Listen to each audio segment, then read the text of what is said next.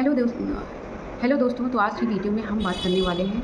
हम देख रहे हैं लगातार कि जो हमारे एग्ज़ाम्स हो रहे हैं उसकी कट ऑफ इतनी हाई चली जा रही है। आपने यूपीएसआई का एग्ज़ाम भी देखा, आपने यूपी पुलिस कांस्टेबल का एग्ज़ाम भी देखा कि जो 69,000 की वैकेंसी 209 में फ़ाइनल हो गई थी ईडब्ल्यूएस की, 224 तक फ़ाइनल हो गई थी।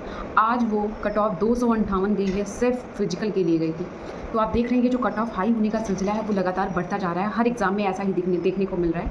मतलब इसके पीछे क्या रीज़न हो सकता है, क्या चीज़ें हो सकती हैं, ये सोच के मैं बहुत ज़्यादा परेशान थी। और ये मैं सोच सकती हूँ कि आप भी इस चीज़ को लेके काफ़ी परेशान होंगे कि जिस हिसाब से कट ऑफ बढ़ रहा है लगातार, एक के बाद एक सारे एग्ज़ाम से कट ऑफ हाई ही जा रहे हैं, तो बड़ी दिक्कत रह जा रही है। और ऐसा क्यों हो रहा है कि कट ऑफ हमारी इतनी हाई जा रही है? मतलब कि 400 नंबर में से 370 नंबर आपको लेके आने हैं, 300 में से आपको 260 नंबर सिर्फ लेके आने हैं आपको फिजिकल के लिए। मतलब ये कट ऑफ का जो खेल हो रहा है इतना हाई कट ऑफ जाने का, ये क्यों हो रहा है? तो गाइस, इसके पीछे देखिए हर चीज़ के दो पहलू होते हैं, पॉजिटिव निगेटिव दोनों होते हैं।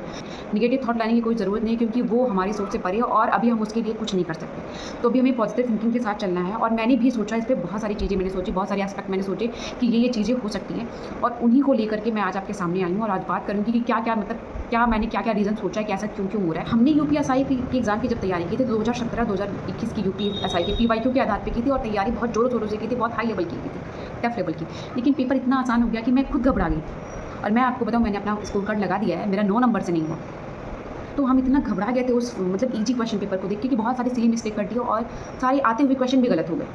तो पहला रीज़न ये था कि पेपर आसान था। दूसरा था तैयारी के लिए हर बच्चे को एक अच्छा टाइम मिल जा रहा है। जैसे हमारा नोटिफिकेशन आ जा रहा है, बच्चा किसी भी तैयारी में, जो बच्चा लगातार तैयारी से जुड़ा हुआ है उसके लिए 2-4 महीने ही बहुत ज़्यादा है। तो जैसे ही उसको नोटिफिकेशन मिलता है वो तुरंत अपना रुख उस एग्ज़ाम की तरफ कर लेता है और पढ़ाई स्टार्ट कर देता है। तो दूसरा रीज़न यहाँ पे हो जाता है कि हर बच्चे को तैयारी के लिए पर्याप्त समय मिल रहा है। तीसरा है यहाँ पे हाई कंपटीशन।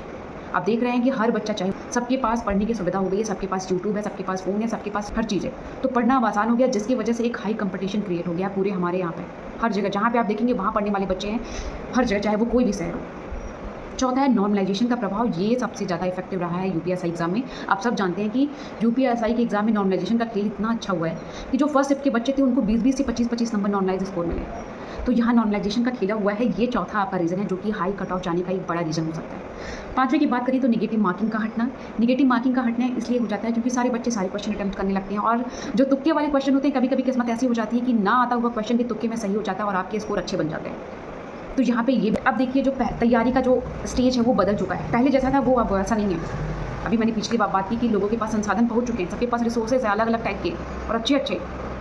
तो अब जो पहले तैयारी का लेवल था वो अब चेंज हो चुका है। तो ये रीज़न, आप सारे बच्चे पढ़ने लगे, सब कंपटीशन करने लगे, सबको एग्जाम के हाल पता है, कैसे चेंज हो रहा है सिलेबस, कैसे क्वेश्चन पेपर बदल रहे हैं हर साल, सब जानते हैं। इसलिए सबने अपनी तैयारी के पैटर्न को अपने एग्जाम के हिसाब से चेंज करते हुए आगे बढ़ रहे हैं सबके सब।